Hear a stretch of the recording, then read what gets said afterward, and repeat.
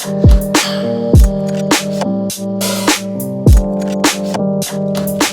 guys, DMS here today with my buddy Dalton. We're going to be listening to the new Bon Iver album and giving some thoughts on it. So sounds like a plan. Yeah, let's get it started. We're going to be listening on the Vandersteens here today, and that's really just it. 2-channel. So we'll start from the top.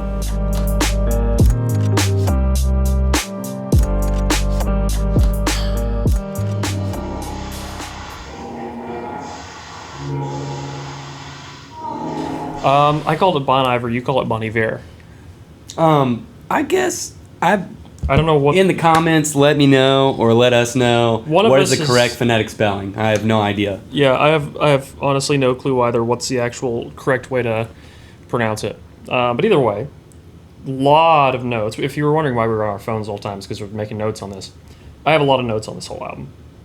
It was a very, very interesting listen, like from the top. Yeah, I guess I'm bad with Bon Iver specifically because I always compare their work to their last album, 22 A Million, and I feel it's like hard not to. Well, I mean, and I have friends that have loved them from the beginning, and I know people that I just was not into it. It was way more folky. I feel like when it first started, and it was just too poppy for me. And then that album, the 22 A Million, was just so transcendent for me, and it was very interesting to see the actual talent, I feel like, of the band. That being said, I think this is a great album.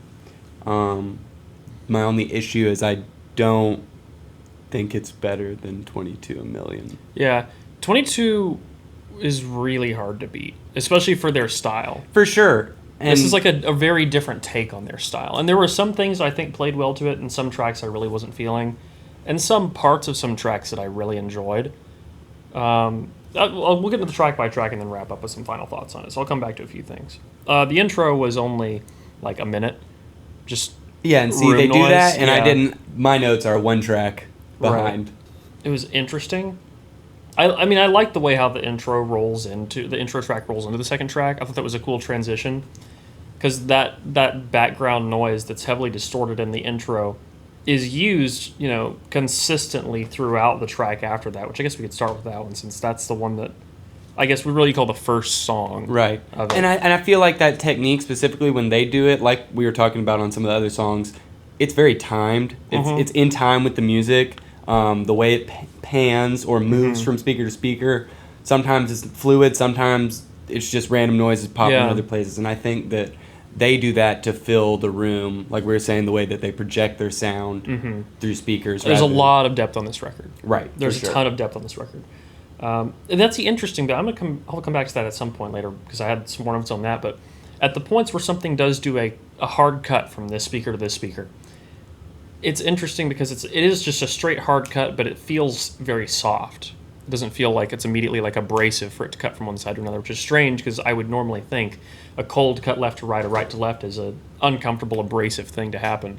And I think it is just the mix of it. I feel like where it sits in the mix and what its intensive purpose is, and that it is in time. Yeah, with the the whole music. thing feels like the record as a whole feels very soft.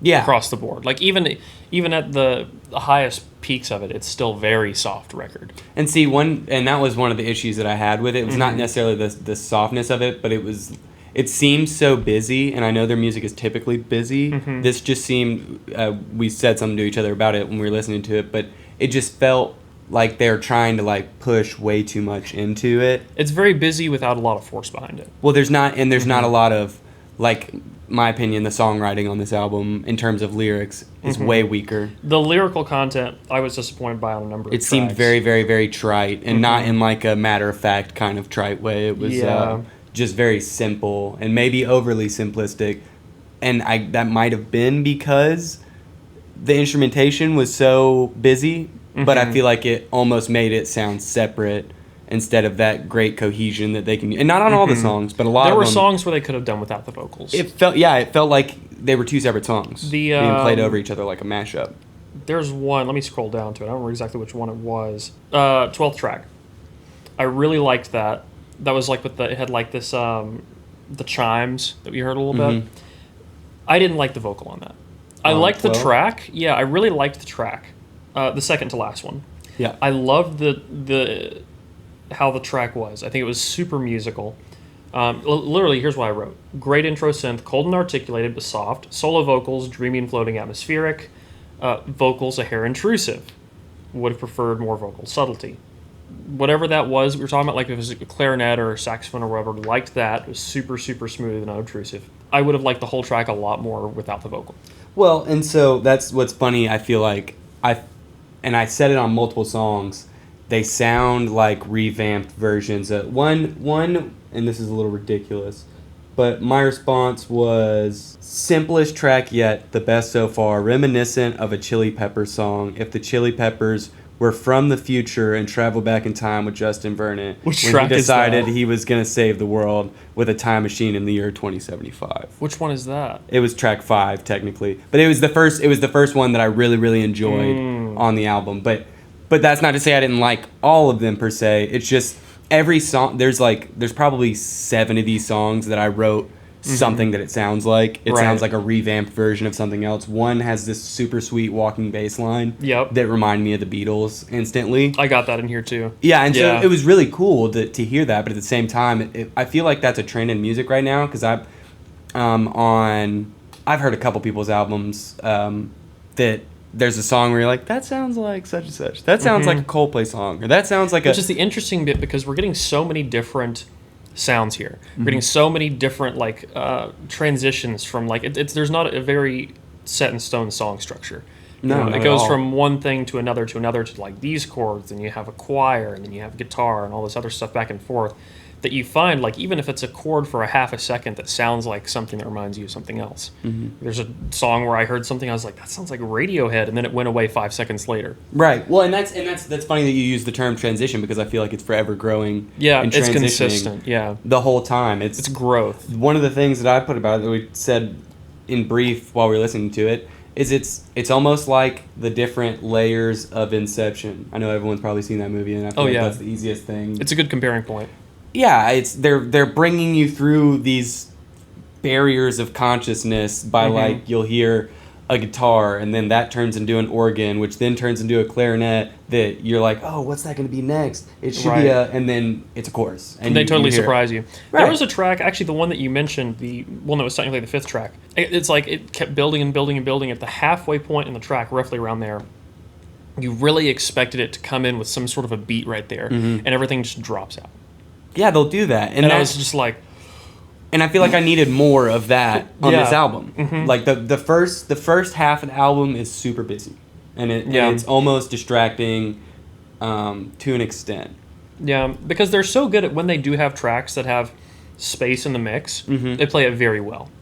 Right, and and I feel like that's a key to their style, but it's also like the clarinets and the saxophones and all these, and even the vocal samples and the things they did with effects on Justin's voice throughout the album. It's almost like they're just using recycled sounds that got them their popularity. Yeah, there was a lot of confusion in it. Yeah, well, and it's like they're all sounds I've heard before on 22 Million specifically, and it's like they tried to mismatch them kind of together to make some. And this is not me. This is just a critique. It's not me saying that I didn't like it or I didn't enjoy it. I enjoyed the album thoroughly. Oh yeah, but dude, I really do like this album. There were some parts of it that stood out.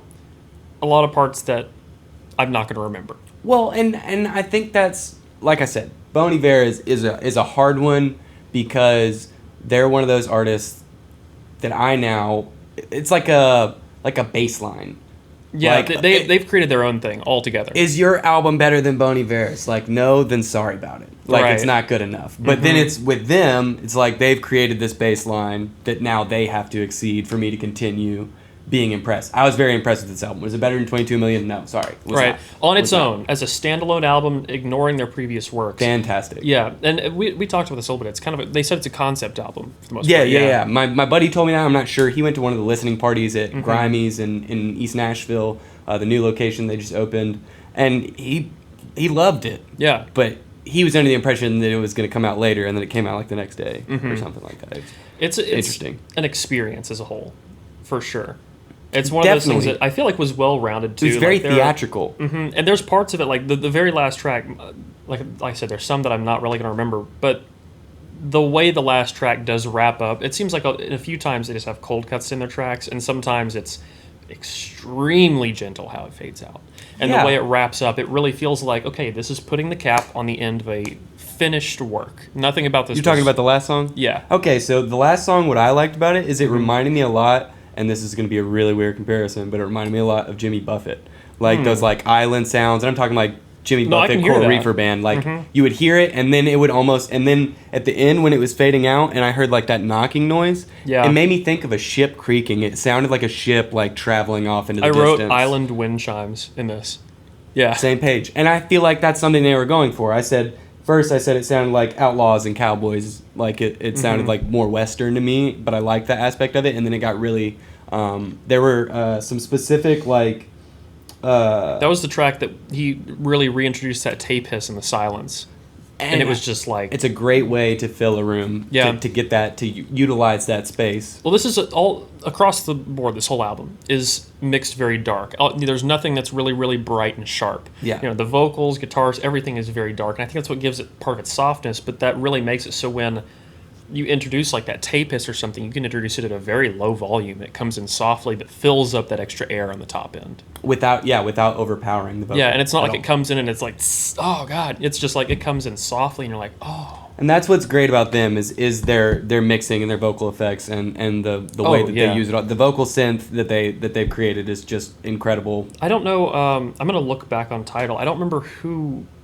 I don't know if they did the mixing and mastering themselves or who mixed and mastered this album, but I'm extremely impressed with it. I feel like they usually do everything in-house, but I'm not positive. 3 composers on the whole thing. Zach Hansen, Chris Messina, and then Justin Vernon. Yeah. So 2 people mixing it, 3 producers, 3 composers, 1 lyricist. And see, that's not too many chefs in the kitchen. That's perfect. Yeah, if for something of this complexity, to have that be the only people and I feel like, that was for the first track. Sorry, there are. Well, there's never any more. For most of it, there's just the same engineers. I mean, those 2 people mix the whole album. That's the way it should be. You're going for a cohesive sound. Yeah, and some songs had a couple more composers, but that's it. I feel like it's so complex that if you have any more people involved in it than that, right, it's just going to become a mess. Yeah, and it rode the line a couple times, but I don't think it completely crossed it. But it did ride the line a few times of becoming like a little bit too messy. And I feel like that was the beginning, in my opinion. The second half of the album is infinitely stronger than the first half, in my opinion. Yeah, I will agree with that. But I do think the most memorable one for me was probably the first song. The first song? Yeah, I think. Well, the intro into the actual first song, quote quote. But I think that for me, the most memorable things on the whole album were that and the second to last track. Those are the most memorable ones for me. I think I enjoyed the second to last and the last the most, but I think that those 2 were the most memorable. I feel that, and I think one of the things I put on my notes for the first track, the second song, was the glitched vocals. Like that. That's just quintessential Bon Iver. That's like, just straight up their style. Yeah, exactly. There were some other things they do that I saw repeated in this. Like in 22, where like you hear 3 chords and you expect to hear a 4th one, but for some reason instead it sustains. Well, and I feel like the background tones that they have going on and different sounds they have going on in the background make those other points. Like it's like, say you're expecting 4 notes and you get 3, and then there's something in the background that just kind of fills it out. I've noticed that. Or you'll just get like, your 3 chords, and then later in the song, for some reason, like the second chord is like, they add a dissonant note to it, and it sounds like, oh, somebody missed a note, but it's completely intentional. Yeah. It's really interesting, because it's like you hear that note, and it catches you off guard, makes you a little uncomfortable, and it comes right back in. It's like, what just happened for half a second there? But it's on purpose. Like, they're doing that for a reason. When you listen to Bon Iver, one of the questions you continually ask yourself, or at least I do, is, am I crazy or did I hear that? Right. There's a lot of intentional imperfections. Right, and I think that's what's beautiful about their music. I think that like overall Perfectly that's what imperfect. gives them a lot of their unique sound. 100%. Is adding imperfections intentionally. 100%. Because you'll hear a lot of records where it's like they try and mix everything perfect, and they try and get everything like down to the wire. And then when you do hear something weird, it's like, oh, what was that? It doesn't sound like it belongs. But in this, every imperfection sounds very much like it belongs there. I've Nothing's heard out of place. a lot of producers and a lot of engineers mixing, mastering, regardless what they do. It's never going to be perfect. Get it out. Oh yeah, totally. We had a very similar thought process on the album. That's kind of funny to me. I thought it was going to be opposite, Yeah. and we heard the same things. There were a couple got the areas same where we had vibes. some differing opinions on it, But I but I think think overall it was the same kind of Well, when you said direction. the islands thing on the last song, like that's straight up. perfect, and I feel like they wanted that imagery, and that was very intentional imagery on all the songs, and all the imagery was very blatant. Whatever they were going for, it's hard to pin down what they were going for, but they nailed what they were going for, I think, with this. Yeah, I mean, I think it could have been executed a little bit better, and that's just my opinion, and I could totally be wrong, and they did the best that they could. That's what we're doing. This is to give opinions. Very true. Very So- true. Just an opinion. Yeah. All right. And- So, final thought on this album. What are you thinking? All right, am I giving it a grade? Just however you want to say it.